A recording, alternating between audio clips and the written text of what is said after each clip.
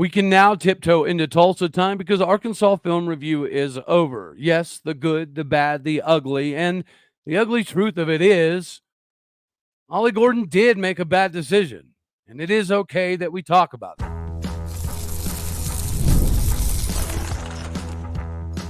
You are Locked On Oklahoma State, your daily podcast on the Oklahoma State Cowboys, part of the Locked On Podcast Network, your team every day. Howdy, y'all, and hello, all. Welcome back to Locked On Oklahoma State, your daily stop for all things Cowboy and Cowgirl related. My name is Cody Stovall. I want to thank you kindly for stopping by to make this your first listen. We're available on all of your podcasting platforms, visually as well on YouTube. Find me personally on X at Alldeo State. Today, we're partially brought to you by Ultimate College Football HC. It is the brand new mobile game that is completely free, has no ads, and it's 100% playable offline. Begin your coaching legacy today with Ultimate College Football HC. Meanwhile, we get to discuss football as well.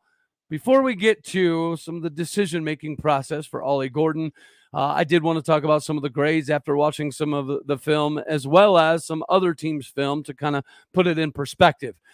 So if you listen to my halftime grading analysis, of course, there was a lot of Fs. If you counterbalance those out, naturally, we're going to have some Ds here, and Alan Bowman leads us off with a D. He could have done a lot more, but he could have technically done a lot worse, so not all bad. Alan Bowman gets a D. Ollie Gordon gets a C.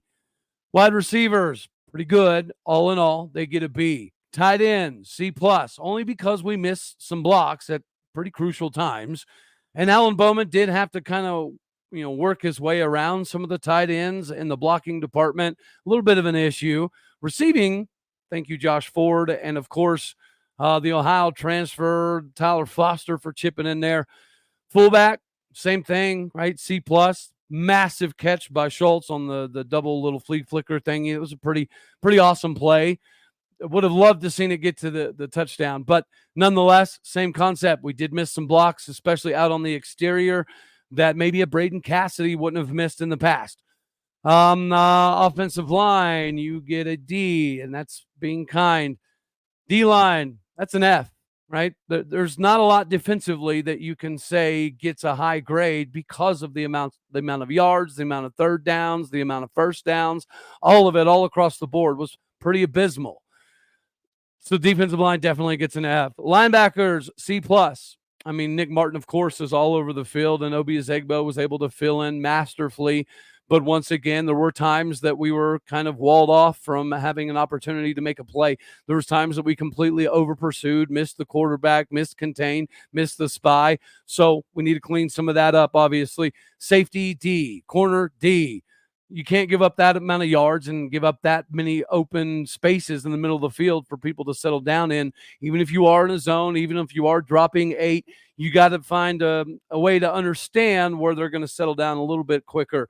Special teams, B, right? There was some good, there was some bad, there were some misses, there were some makes, there were some tackles, there were some missed tackles, but all in all, pretty good. Coaching, guys, basically everybody gets an F except for Gundy, and technically, he might kind of get one because he's in charge of everything. But again, his transparency has been amazing. He's talked about how you can have offensive meetings, and there's 9, 10, 12 other people in the room, and Gundy's like, all 9 of y'all decided this was a good idea? There are 10 people in this room sat down and decided this was going to be a good plan and this was going to work? We appreciate this layer of my Gundy. But as we look at film, right, of course, it's going to bring you down in the doldrums a little bit, as it did today. But I wanted to make sure that I was looking at something, contextual. So I looked at some of the top, rushing offenses in the country. I know we're only 2 weeks in, but of course, Arkansas is up there in the top 15, partially because of our performance. But if you look at some of the other ones, like Arizona State, they came to mind. If you watch some of the Arizona State game, you'll understand why. We took their best tackle, Isaiah Glass, and he is doing good at Oklahoma State. Matter of fact, if you've noticed, him and Dalton Cooper are rotating quite a bit, more so than I think a lot of us even the first saw coming, because typically left tackle may not be one of the spots that you need to move guys around in. maybe right guard, maybe left guard, probably not center, maybe right tackle. But that's just the thing. That's the crux of the entirety of the situation. Is whenever you watch Arizona State, there's a reason that they put up like 280, some 89, 86 yards. And their offensive linemen are not better than Oklahoma State's. Their best offensive lineman came to Oklahoma State to be a backup. This 172 starts between the main five and then, 220 starts whenever you factor in everybody else. That's not being visible on the field. I would argue that maybe the most, dirty, if that's the operative word, but the nasty, the gritty, the ruthless, the pancake-loving offensive lineman was Jason Queso Brooks. So why isn't he in the game as much? Well, we're hearing he might not even be on the roster anymore. That's problematic. Their defense found something in our offensive linemen that they felt like they could exploit, as did South Dakota State. And they were right. Pass protection, pretty good. It wasn't as good as I thought it was live, but it was still pretty good. Run blocking is an absolute F, which is why I said in the beginning, Ollie Gordon did make a mistake, not in coming back to Oklahoma State, but ensuring that all of those offensive linemen got paid because they are playing football like they've already gotten paid. You have to have a little bit of that nasty, that gritty, that dirty player if you're going to be a good offensive line. You can look at Arizona State compared to Oklahoma State, and you can see from a size perspective, we're better. From an athletic perspective, we're better. From a skill set perspective, we're better. You know what we're not better than Arizona State at? Enjoying what we're doing as offensive linemen and just being ruthless, dirty, nasty dudes that are violent in the trenches. You will see in one quarter, I'm not even being hyperbolic here, one quarter, 9 minutes and 46 seconds of highlights of the Arizona State game, and you will find more than an entire 2.5 hours of Oklahoma State recording of offensive linemen laying down pancakes, having 4 or 5 dudes 15 yards past the line of scrimmage when the play's over, running down the field, taking out linebackers, taking out safeties, taking out corners, getting in the extra hit, doing the little extra additives, and then getting a pancake and smearing a guy into the turf. We're not doing any of that. Now, our communication, our continuity across the front is good for pass pro. We're able to pass things off and stay in communication and just know what the other guy's going to be doing, which is why you're seeing the pass protection significantly better.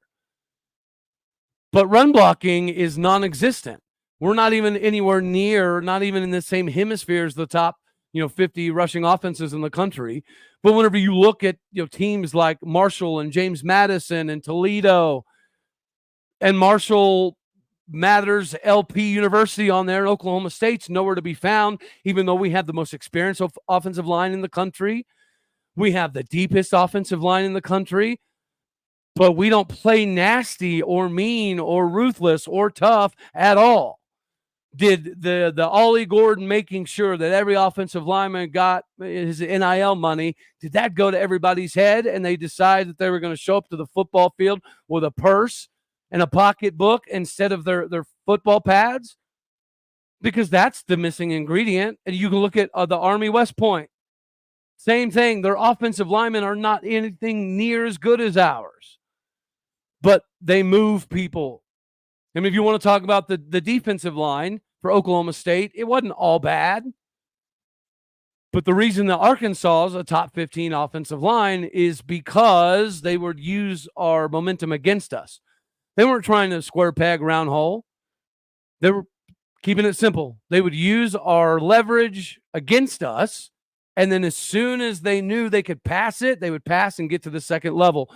Oftentimes even the third level. Again, go back and look at the highlights of Arizona State game and know that we took their best offensive lineman and our O-line is not even close to theirs. They can rush for 300 yards and have a blast while doing so. They're willing to do some stuff for Scattaboo because they absolutely love being the road graders and the hog mollies down below. I feel embarrassed, and I owe you guys all an apology, just like I owe the War Pigs an apology for saying that this O-line could be War Pigs level, because we don't look like we want to be involved in the run game from an offensive line perspective. And then the interior, I understand Joe Michalski's a bad mamma jamma, but they are picking on our guards, both of them. This isn't just a Preston Wilson issue, just like it's not a just Jason Queso Brooks being gone issue, just like it's not a just Cole Birmingham issue. But that sorry linebacker, number 10, he picked on Cole Birmingham all daggone day. When they decided to use blitz packages, they were only blitzing the A gaps. They did not respect our interior offensive linemen. And if you go back and look, you can see as to why. They were able to push us off the line of scrimmage 90% of the game, even in pass pro, which is why I didn't give pass pro an A, right? I gave pass pro like a C, and I gave run blocking like an F, which made it somewhat like a D. And I still think that's being generous, because you have a Heisman level running back that brought you all back to make this magical run, and you're not even blocking for him. So I don't think that Ollie made a mistake in coming back, but clearly Ollie made a mistake in making sure that all of his O-linemen came with him. You could have gone with a group of sophomores and maybe a junior here and maybe a freshman there, and just told them to be ruthless, be ugly, dirty, nasty, hog mollies that live up to some semblance of what the War Pigs were back in the day. Because that, bring your lunch pail, go to work, go to war, get your knuckles bloody in the trenches. We do not have that. We don't. And even in, again, pass protection, it's much better, but we're still getting driven back quite a ways.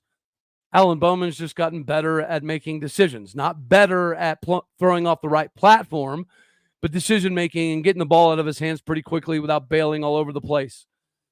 They do maybe run a little bit more of a zone blocking scheme system as opposed to, what we're doing now.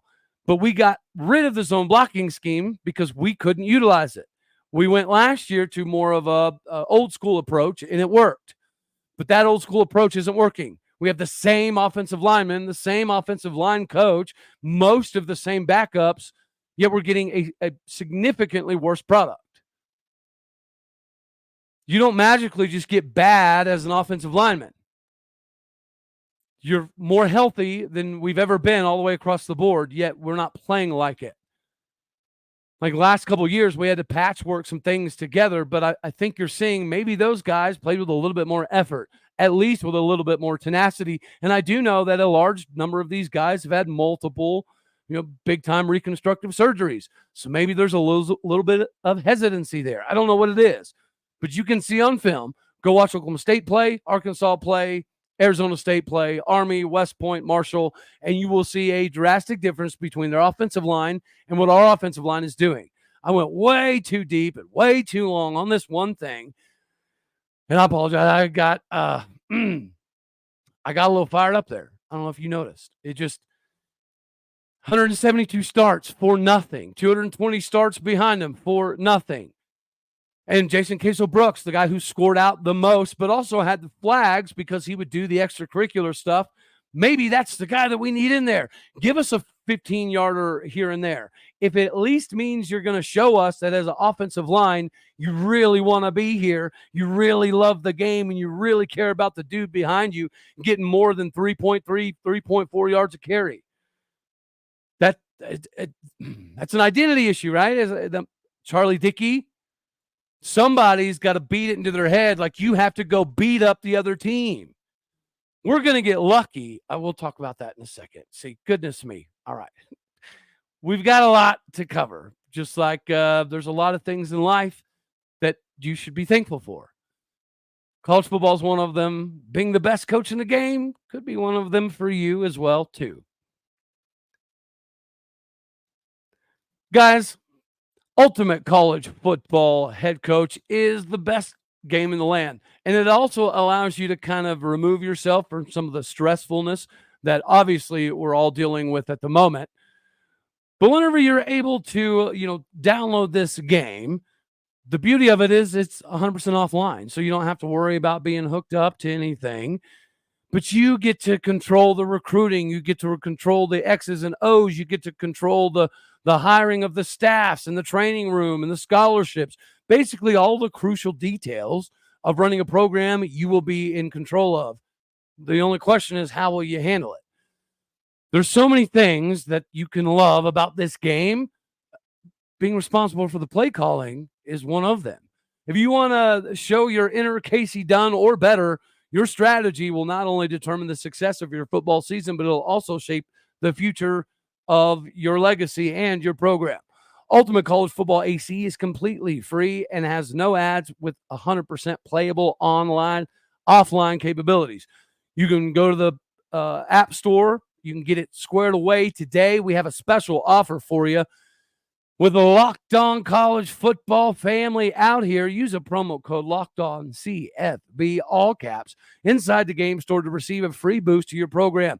Make sure to take advantage of this perk. It'll help you get your team off to the strongest start possible. Download the game today. Go to ultimate-cfb.com. That is ultimate-cfb.com. Or look it up in the app stores, of course. Ultimate College Football HC. Begin your coaching legacy today with the best in the game. The other part of life that you also know is best in the game, whether you're looking to travel and get tickets at the minute of the event, right before the event, or even up to an hour after the event, Game Time Tickets has you covered. Game Time Picks also is going to help you filter out all the craziness so you get the best deals on seats and you don't have to waste hours of time searching. All you have to do is go pay attention to the seat views. The panoramic view from the seat allows you to see precisely what you're getting before you buy. On top of that, the all-in pricing is a feature that allows you to see the total up front with no surprise fees at checkout. Game day ticket coverage is the best, and it allows you to have the most flexible customer service policy in the ticketing industry. You need to take the guesswork out of buying tickets today with Game Time. Download the Game Time app, create an account, and use the code LOCKEDONCOLLEGE for $20 off your first purchase. Terms apply. Make sure you create that account and redeem that code LOCKEDONCOLLEGE, LOCKEDONCOLLEGE for $20 off. Download Game Time today. It is the last-minute tickets, the best tickets, anytime with Game Time. Make sure that you get squared away with the best in the ticketing industry today. There's some good and some bad and some ugly. The good is we got the W, because this would have been a game that unfortunately could have been defining in the early portion of our season. So you have to get that W. Another part of the good is you get the win, which is going to help at least to some degree in recruiting. You had to get the win to help perception. Another good is, as we discussed to some degree previously, Oklahoma State would have lost those games.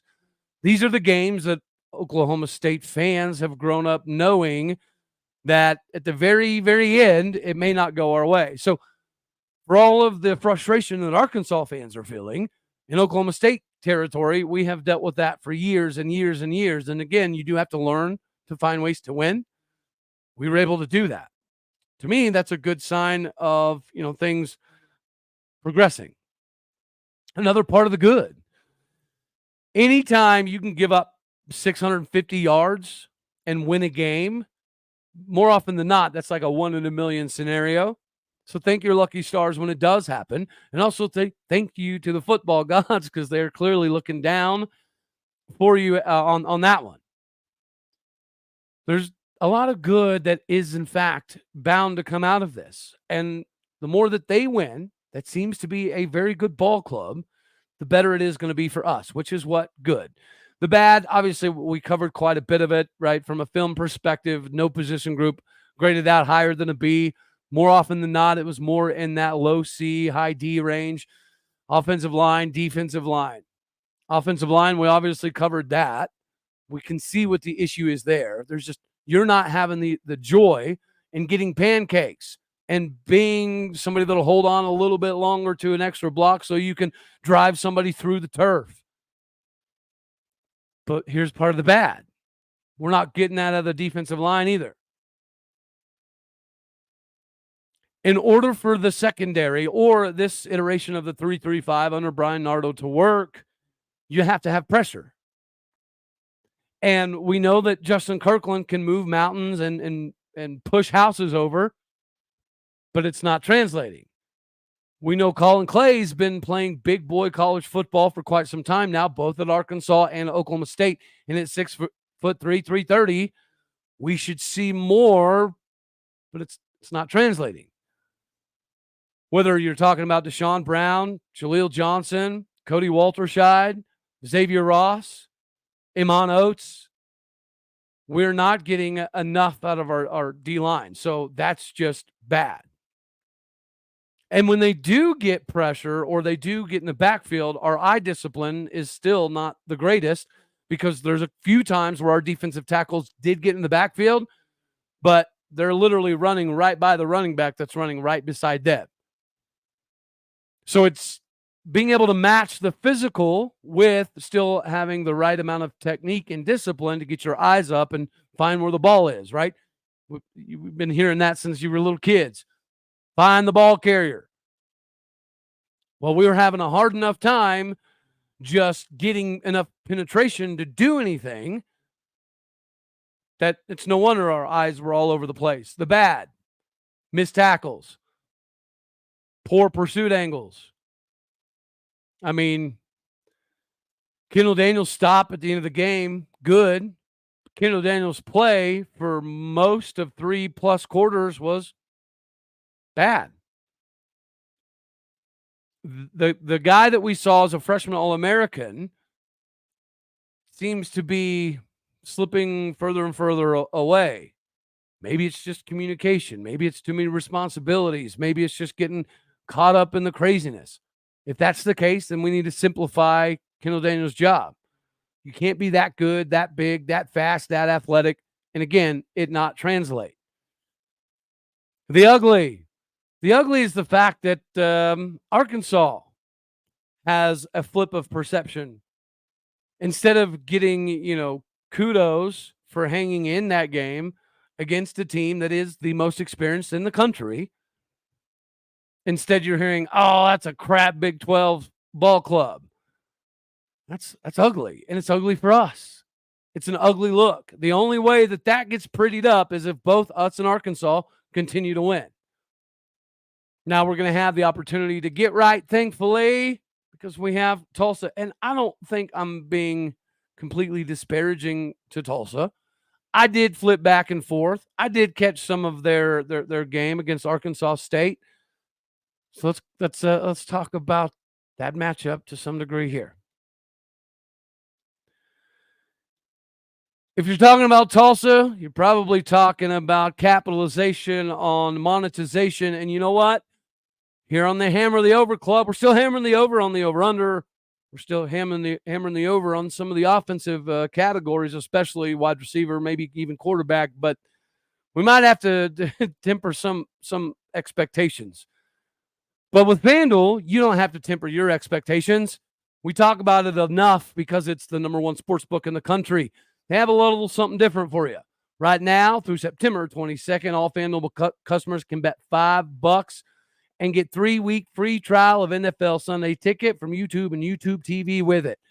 With the YouTube TV base plan, you'll then be able to watch every regular season Sunday afternoon out-of-market game. All you'll need is a Google account and a current form of payment. You can cancel at any time. This is perfect for you. You need to go to FanDuel today to see what the odds are for a multitude of things.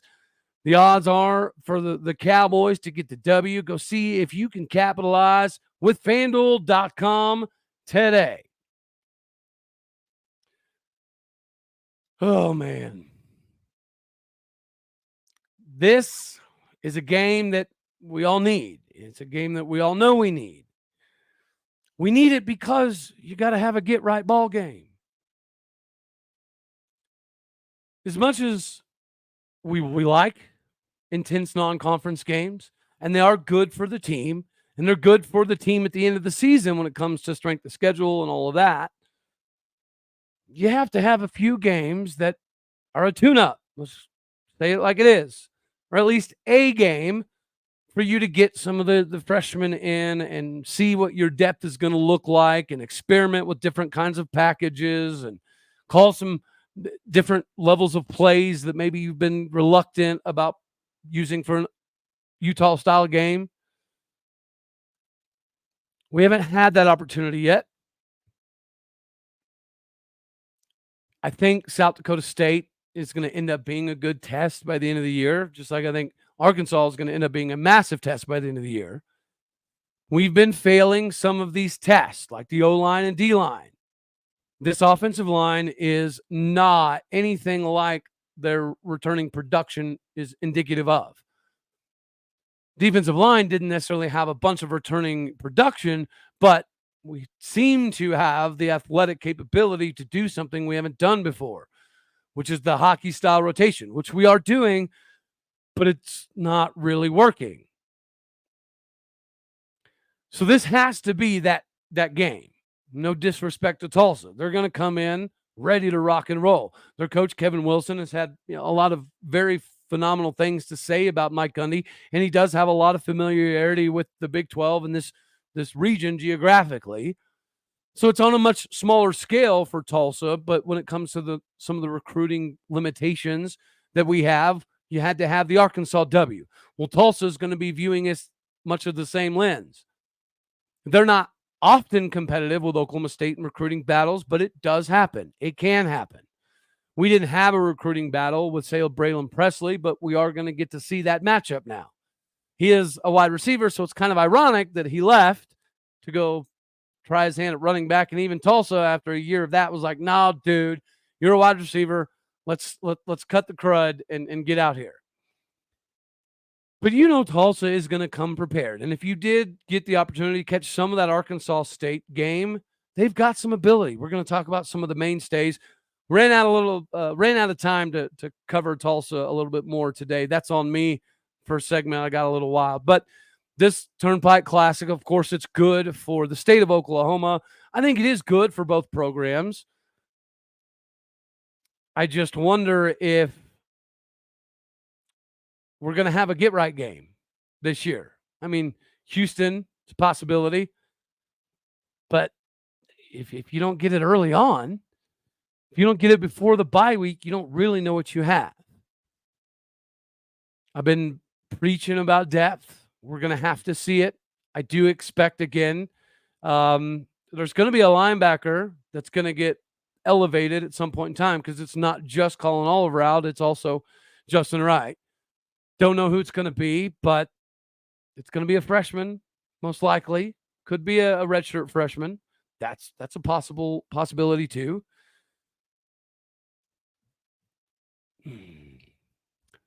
But we need to see some of these new fresh faces get right in Tulsa before Utah. And say a prayer, 9/11, for the United States of America, of course. Also say a prayer for Utah, because we're not going to have a lot of marquee opportunities this season. So we need a fully healthy Cam Rising-led Utah squad to come into Stillwater. Just like we need Arkansas to keep winning. I think they're good enough to do so. So we better hold up our end of the bargain and do the same. So we're going to have over this one right here. Until next time, I love you. God bless. Go Pokes. Thank you for tuning in to make this your first listen here on Locked On Oklahoma State. You could be anywhere. So happy you choose to be here. Like it if you like the daggone thing. Dislike if you don't. That's okay too. More importantly, share, comment, and subscribe. Tell the old lineman to toughen up. No more of the buttercup stuff. All right, y'all. Later, my taters.